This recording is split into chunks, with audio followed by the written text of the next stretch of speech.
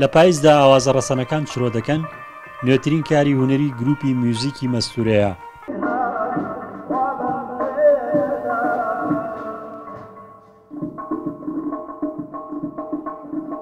بەڕێوەبەرێتی ڕۆشنبیری و هونەری چەمچەماڵ بە هاوکاری سەنتەری چالاکی گەنجانی شۆڕژ لێوارە کۆنسێرتێکدا بە ئامادەبوونی بەشێک لە چین و توێژەکان چەندین ئاواز و گۆرانی ڕەسەنی کوردیاندا بەگوێی ئامادەبوواندا.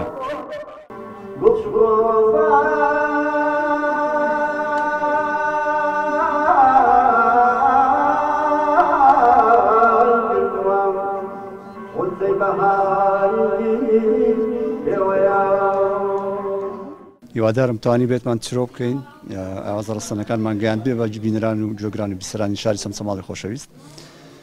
ئامانجی ئێمە لەم کۆنسێرتە ئاشناکردنەوەی جۆگران و بینەرانی شاری چەمچەماڵی خۆشەویست بوو بە کۆنسێرت و ئاواز و گۆرانی و موزیکی ڕەسەن.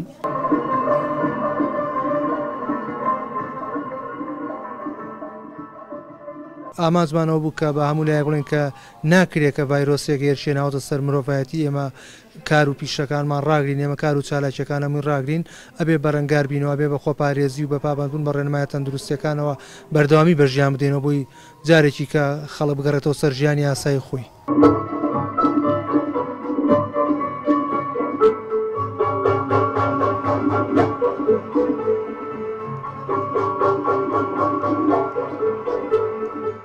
ئامادەبووان بە گرنگیەوە لە کارە هونەریەکەیان دەڕوانی و بەوە کاری دیاری بەرەو پێشخستنی ڕەوتی هونەر و ئاشنابوونی نەوەی نوێ بە گۆرانیە کوردیە فۆلکلۆر و ڕەسەنەکان ناوزەندیان کرد.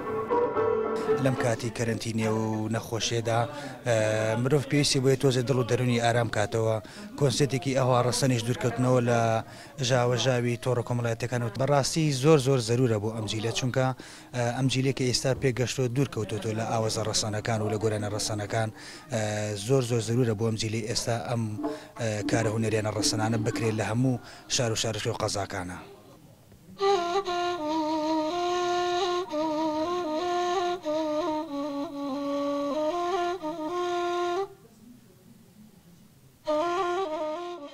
و بینیمانم ئاوازانە تێهەڵکێش لە گەرمیانەوە چوونە سنە، لە سنەوە هاتنەوە کۆیە، جاریشتر هاتنەوە سلێمانی، ئاوازی ڕەسەنیان بە گوێچکەی بیسەر و بینەرادا و ئەم ئاوازانە زۆر گرنگە بۆ ئەوی کە میلەتەکەمان خاوەنی ژێرخانێکی زۆری ئاوازی ڕەسەنی کوردیە، بەڵام بەداخەوە ئەم لەم جۆرە چالاشیانە کەم ئەبیسترێەوە کەم ئەبینین.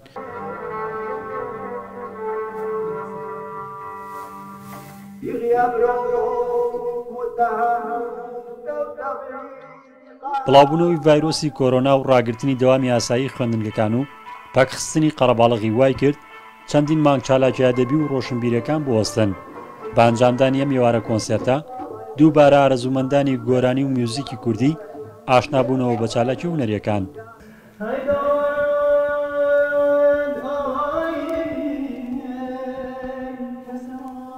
ڕزگار جەباریان ئارتی چەمچەماڵ.